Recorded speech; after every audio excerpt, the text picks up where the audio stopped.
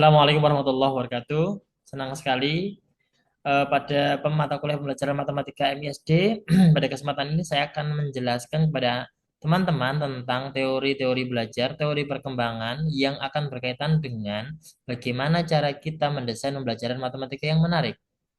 Pertama, eh, teori kognitif ini menjadi fondasi penting dalam memahami bagaimana siswa akan belajar matematika. Berkaitan dengan teori ini, ada tiga tokoh besar yang akan kita ulas. Pertama adalah Piaget, yang kedua Brunner, dan yang ketiga Vygotsky. Ketiga teori ini akan menawarkan perspektif unik tentang proses pembelajaran matematika yang efektif. Harapan saya melalui materi ini, teman-teman akan punya landasan teoritis bagaimana cara mendesain pembelajaran matematika yang menarik sesuai dengan tumbuh kembang anak. Pertama, tentu saja kita akan mengulas tentang teori perkembangan kognitif Piaget. Teori ini cukup populer, tapi saya akan mencoba menjelaskan ulang dengan konteks pembelajaran matematika. Menurut Piaget, seseorang anak yang berada pada rentang usia 0 sampai 2 tahun, maka dia akan berada pada fase sensori motor. Ciri pada anak-anak yang berada pada rentang ini adalah mereka belajar melalui indera dan gerakan, mulai mengembangkan konsep permanensi objek. Bagaimana konsekuensinya terhadap pembelajaran nanti akan saya jelaskan. Selanjutnya, ketika seorang anak berada pada fase 2 sampai 7 tahun, maka dia secara tahapan kognitif oleh biasa disebut dengan pra-operasional. Ciri dari orang-orang anak-anak yang berada pada fase ini adalah mereka sudah bisa berpikir secara simbolis, meskipun belum bisa berpikir logis. Selanjutnya, anak-anak, seseorang pribadi individu yang berada pada usia 7 sampai 11 tahun oleh biasa disebut dengan operasional konkret. Ciri dari anak yang berada pada fase ini adalah mampu berpikir logis tentang objek fisik, memahami konservasi dan klasifikasi. Kita akan memfokuskan kajian kita pada kesempatan ini pada rentang ini operasional konkret. Karena anak-anak di rentang usia ini akan berada pada jenjang pendidikan formal, sekolah dasar atau madrasah ibtidaiyah. Selanjutnya, ketika seseorang berada pada rentang usia 11 tahun ke atas, oleh biasa disebut dengan tahapan perkembangan kognitif operasional formal. Ciri dari mereka yang berada pada rentang ini adalah mampu berpikir abstrak dan hipotesis, dan sudah bisa mengembangkan penalaran deduktif. Selanjutnya, saya akan menjelaskan tentang bagaimana penerapan teori Piaget dalam matematika, dalam belajar matematika. Ketika seorang anak berada pada fase praoperasional, maka cara kita menjelaskan kepada mereka adalah menggunakan benda-benda manipulatif. Misalnya benda berwarna untuk pengenalan bentuk, menghitung sesuatu dengan menggunakan benda konkret. Selanjutnya, kalau anak berada pada rentang usia operasional konkret, maka kita ini fase sekolah dasar, maka kita bisa menggunakan permainan pengelompokan untuk pecahan, pengukuran langsung dengan penggaris. Jadi sebaiknya ketika kita menjelaskan matematika di anak usia sekolah dasar, sebaiknya tidak langsung pada konsep-konsep abstrak. Meskipun sebagaimana kita ketahui bersama, matematika adalah mengkaji objek-objek abstrak. Untuk mengarahkan anak pada satu konsep yang abstrak, kita perlu menggunakan benda-benda konkret yang ada di sekitar kita. Misalkan saja pada materi bilangan. Anak-anak sebelum ditunjukkan konsep abstrak angka satu ditambah angka satu sama dengan 2, mereka terlebih dahulu dikenalkan bahwa satu apel ditambah satu apel sama dengan 2 apel. Atau bisa menggunakan benda-benda yang ada di kelas. Misalnya, satu ballpoint ditambah satu ballpoint sama dengan 2 ballpoint. Itu contoh pembelajaran matematika ketika anak-anak berada pada fase operasional konkret.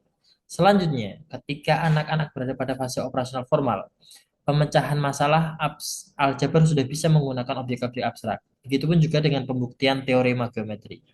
Jadi, ada beberapa materi yang dulunya disampaikan di jenjang pendidikan dasar, sekarang digeser ke sekolah menengah atas atas pertimbangan teori ini.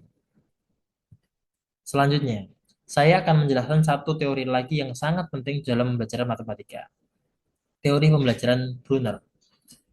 Brunner membuat tiga klasifikasi penting, tiga tahapan penting dalam belajar matematika. Yang pertama enaktif, yang kedua ikonik, yang ketiga simbolik. Ini bersifat hierarkis, artinya sebaiknya saat mengajar matematika, orang terlebih dulu menapaki fase enaktif, ikonik, lalu kemudian simbolik. Ciri dari pembelajaran enaktif adalah melalui tindakan langsung dengan manipulasi objek fisik, sebagaimana yang sudah saya contohkan sebelumnya. Misalnya, anak-anak diminta untuk menghitung berapa jumlah teman perempuan mereka dalam satu kelas. Atau anak-anak diminta untuk menghitung berapa banyak lampu yang ada di ruang kelas. Atau misalnya juga bisa dilakukan dengan guru menunjukkan 5 buah ballpoint, dibagikan atau diberikan kepada siswa 2 ballpoint. Anak-anak diminta menghitung berapa jumlah ballpoint yang tersisa yang masih dimiliki oleh guru. Ciri dari tahapan inaktif adalah menggunakan benda-benda yang terlihat, bisa diraba, bisa dipegang oleh siswa. Semua pembelajaran matematika di sekolah dasar sebaiknya dimulai dengan inaktif. Selanjutnya, ketika seorang guru sudah menapaki fase inaktif, dia boleh beranjak ke fase berikutnya, yaitu ikonik. Ciri dari fase ini adalah melalui model visual dan diagram yang merepresentasikan konsep tertentu. Misalnya begini, ketika misalnya pada kelas 3 di mana materi bilangan anak sudah pada tahap jumlah yang lumayan banyak, 100 sampai 1000 misalnya. Kita sudah tidak bisa lagi menghadirkan benda-benda konkret sebanyak itu. Maka dalam kasus ini kita cukup memberikan visualisasi yang merepresentasikan sebuah benda konkret. Misalnya di papan tulis kita menggambar sekian buah, atau di sebuah foto kita menunjukkan, di video kita menunjukkan gambar-gambar sesuatu yang pernah anak lihat secara langsung. Misalnya guru menunjukkan ada 200 jeruk dibagikan kepada 10 orang, maka setiap orangnya dapat berapa jeruk gitu. Itu contoh ikonik.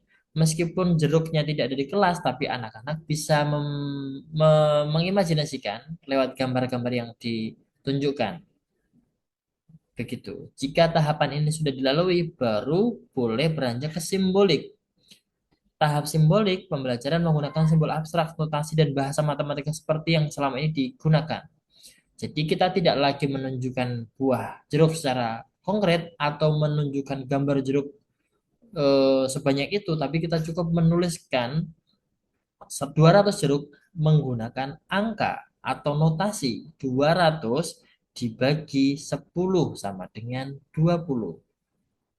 Selama ini, seringkali pembelajaran matematika melewati dua tahapan sebelumnya, enaktif dan ikonik, langsung beranjak ke tahapan simbolik.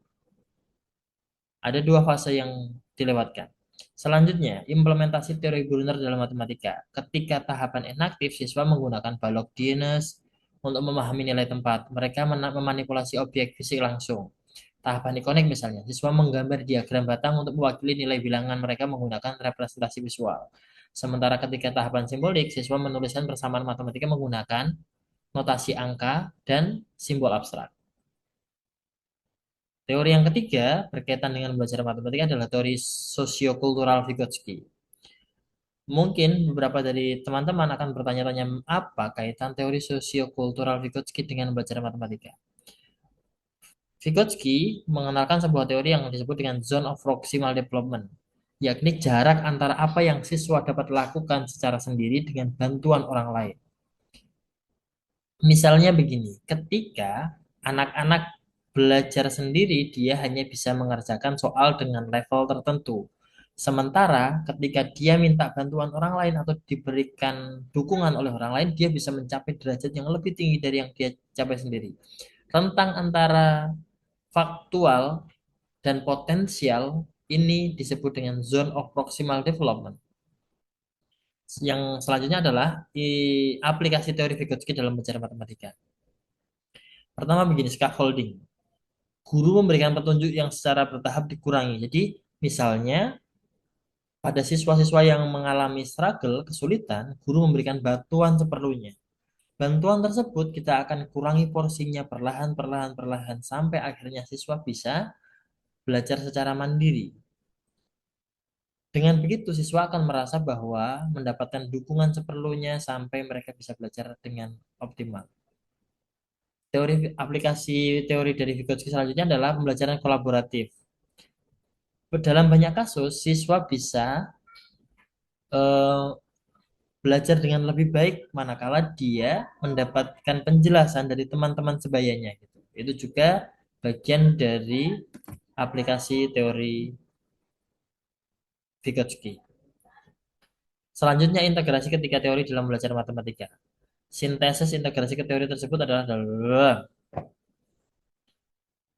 demikian tadi apa yang sudah saya sampaikan. Semoga teman-teman bisa menjadikan eh, ketiga teori yang sudah saya sampaikan sebagai landasan dalam mengembangkan belajar matematika yang baik sesuai dengan tahapan perkembangan anak. Terima kasih, saya akhiri penjelasan ini. Assalamualaikum warahmatullahi wabarakatuh.